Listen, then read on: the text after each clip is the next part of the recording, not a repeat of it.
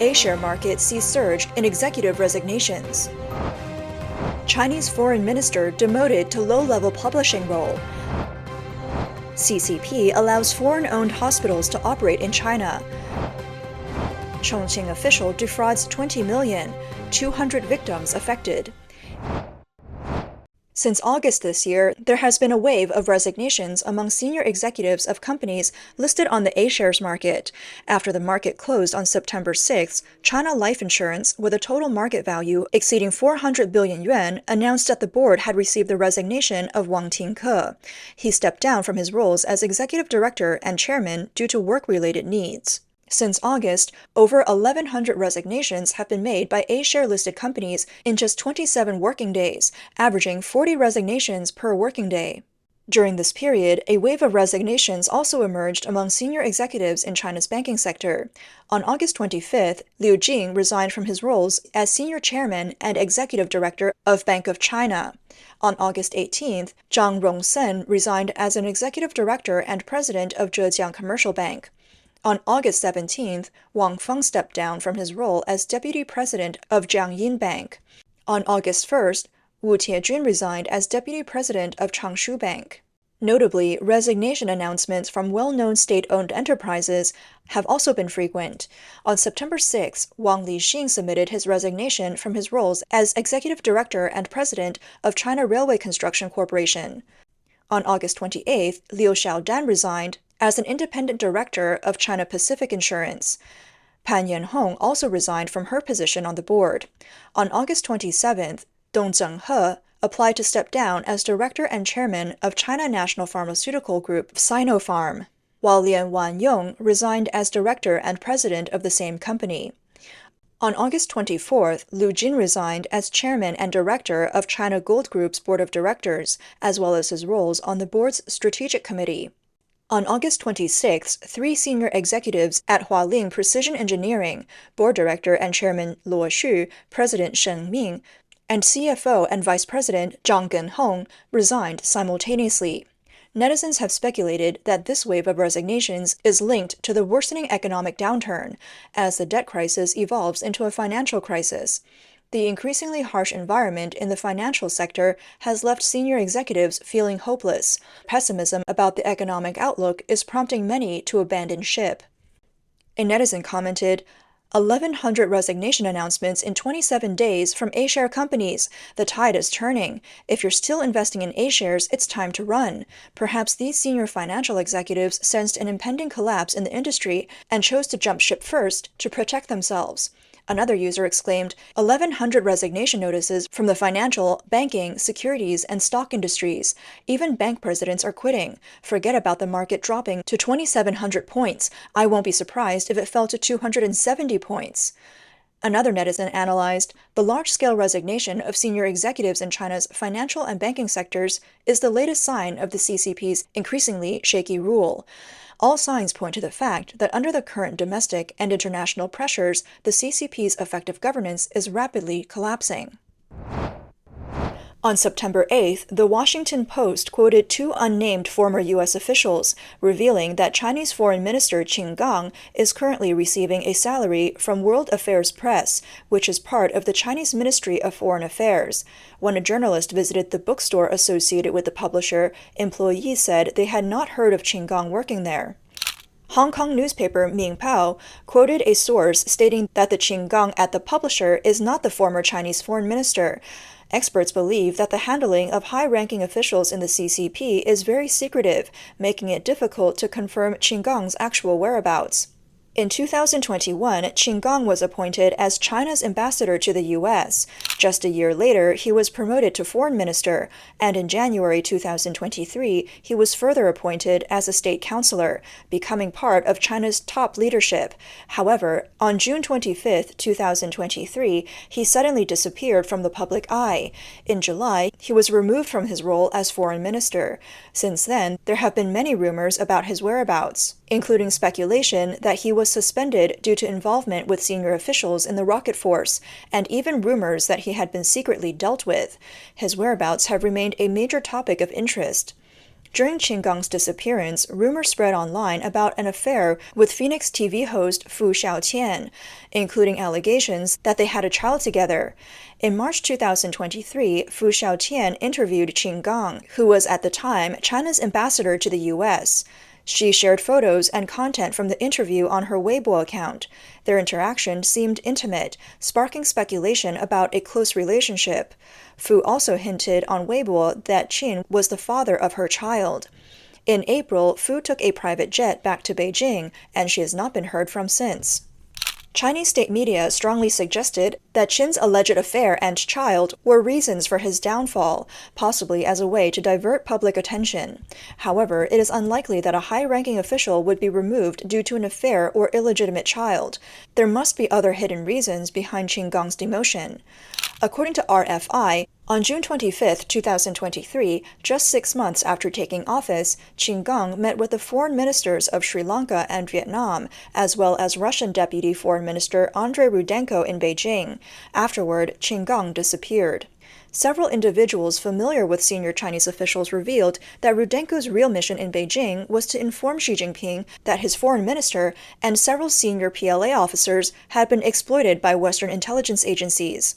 China's nuclear weapons program has expanded significantly in recent years, and those familiar with senior Chinese officials said that Rudenko's message to Xi included allegations that Qinggang and relatives of senior rocket force officers had helped pass Chinese nuclear secrets to Western intelligence agencies.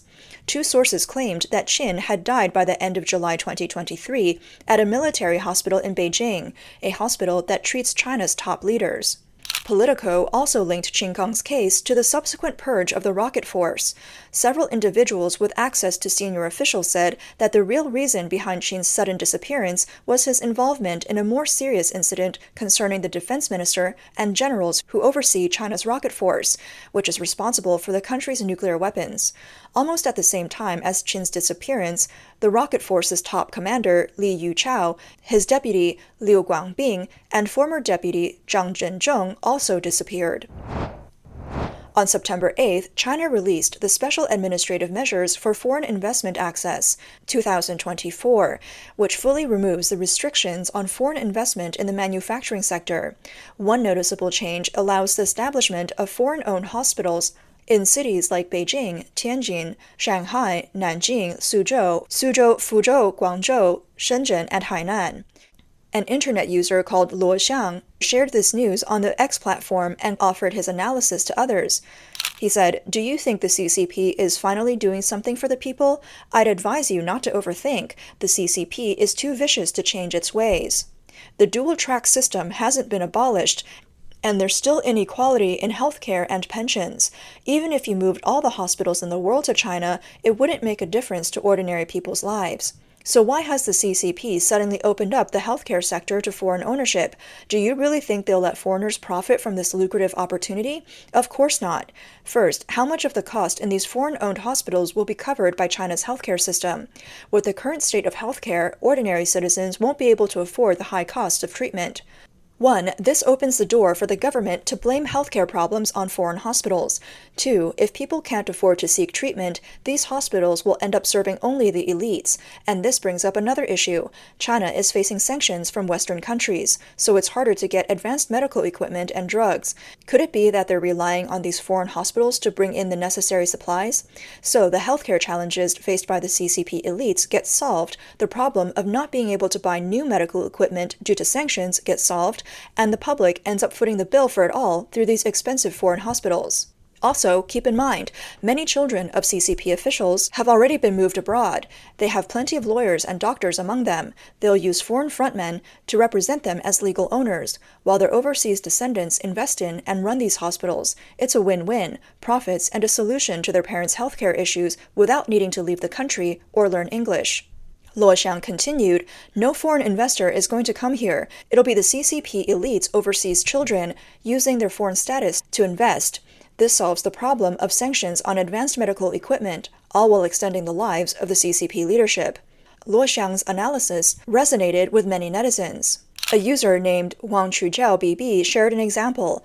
There's a Hong Kong-owned eye hospital in Shenzhen. I went there for a checkup on my floaters, and it cost 500 RMB just for an appointment with an Indian doctor from the UK's Royal College of Physicians.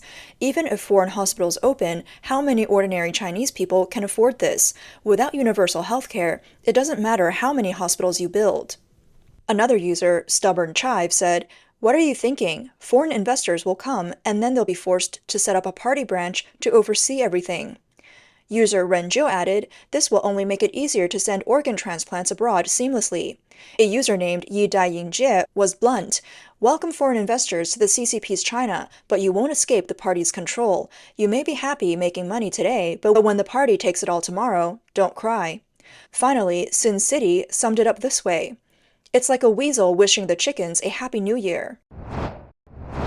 On September 8th, a Chinese media outlet reported that Yang Hao, who served as the director of the Employment and Social Security Service Center in Wanggu Town, Chongqing, used his position to deceive over 190 people. During his tenure, from September 2015 to June 2023, he stole a total of approximately 20.1 million yuan. He pretended to help people handle Social Security matters or make back payments, but instead he was scamming them.